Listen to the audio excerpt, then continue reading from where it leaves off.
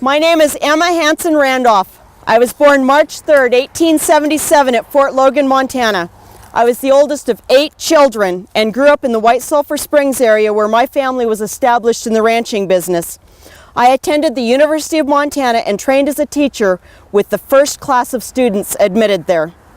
I met William Randolph while he worked at the assay office in White Sulphur Springs. His father managed a hotel that catered to the tourists seeking the comforts of the mineral springs that were located throughout the White Sulphur Springs area.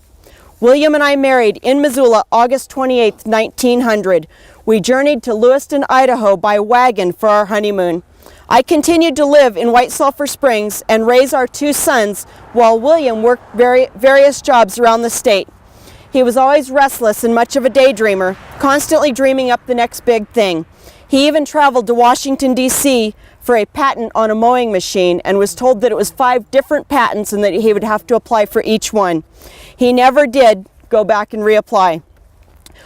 When I arrived in Missoula with our 2 sons, Keith and Robert, William had been working here as a laborer for nearly a year. William had wanted to buy some property on Higgins Avenue near where the Oxford is located now. I always dreamed of farming and raising my family, and so when I arrived, I insisted that we buy an 80-acre homestead just north of the city. This property is now known as the Moon Randolph Homestead, part of Missoula's North Hills open space. We purchased the homestead in 1907, and our 3rd son, Bill Jr., was born in 1911. I had desperately wanted a girl, and I dressed my youngest boy in rag curls and dresses until he was old enough to protest. The ranch included a 3-room cabin, a barn, and an orchard. William added to the barn so I could start a poultry business. I grew my poultry business from a few dozen to a few hundred chickens and had a net profit of $150 in 1909.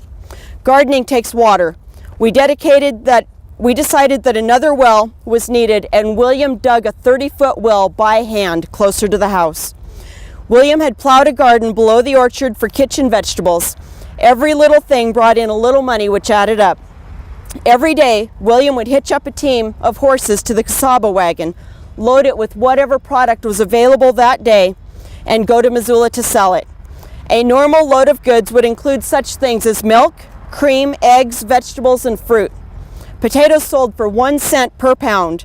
The fruits and vegetables were stored in a root cellar on the property to be used as our own food or to be sold. As with all endeavors, there were lean times as well. In August that year, the cow's milk dried up.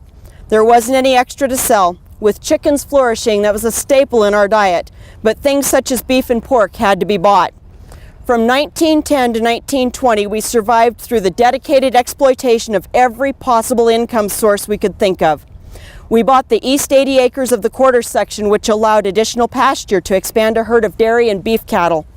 Despite our every effort, things weren't entirely secure. In 1913, we were making enough to get by, but had yet to pay off debts, including the original price to George Moon for the ranch. My work ethic and William's creative ingenuity ensured a reasonable degree of comfort during the worst of times. During the Depression, it was well known that the Randolph Ranch always had room, coal, and something to eat for those in need. Although tractors had become a common sight on the farms around Missoula, my husband and son, Bill Jr., kept the old draft horses in their familiar rotations through the hay and grain fields. In 1944, we had 414 acres. We put up 80 tons of hay and had plenty of pasture for our 30 head of dairy cattle. We raised 40 early spring pullets and sold 50 dozen eggs a week. I raised a surplus of garden and potatoes and had a big crop of raspberries and cherries to sell. I took 800 pounds of honey from 10 beehives. By 1945, our farm had started a gradual decline in productivity. By 1946, I was still washing cream buckets, but could hardly haul wood for the cook stove or keep up with my household chores due to my health. I died January 3rd, 1956 of heart disease. My husband spent his last months tending to a sick cow and kept a diary of each day. He died in his sleep 5 months after I. Much of this story came from the great-grandchildren's memories of times on the homestead, as well as the book Butterflies and Railroad Ties, A History of a Montana Homestead by Caitlin DeSilvey. These books are still available on the Moon Randolph Homestead and you can follow us on Facebook. Thank you for listening.